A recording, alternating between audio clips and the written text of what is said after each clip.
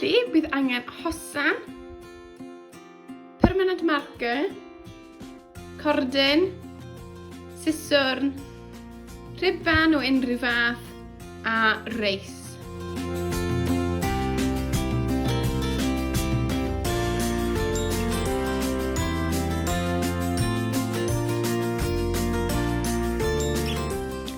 Nawr ni'n mynd i rhoi y reis yn yr hosan a ni'n mynd i drio llenwi'r reis lan i tua fan hyn.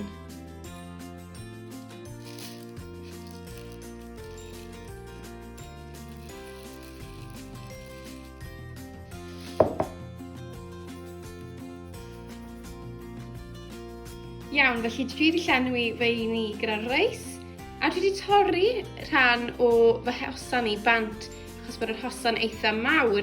Felly ymlaen yn ni nawr i cam 2.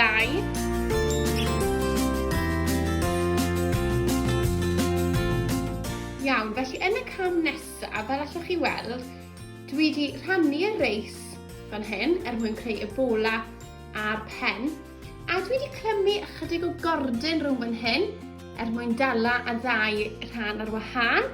Felly dwi'n mynd i tacluso'r cordyn lan nawr a wedyn mynd i orffen y pen.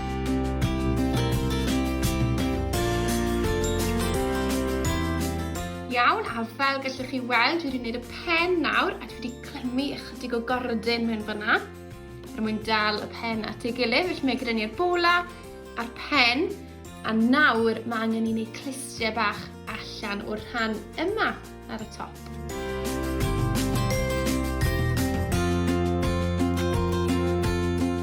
Felly fel gallwch chi weld, dwi wedi torri'r clistiau nawr. Dwi wedi gwneud pig bach, 2 clust bach sydd gyda fi fan hyn heddi, ond allwch chi wneud clistiau unrhyw maint. Felly nawr ni'n mynd i ddefnyddio'r permanent marker D mwyn creu llygaid a trwy.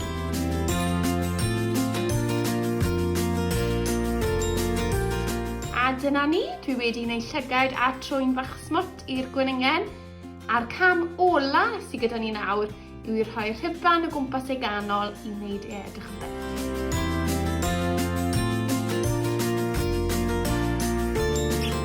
A dyna ni, ein Cwningen bach wedi gorffen.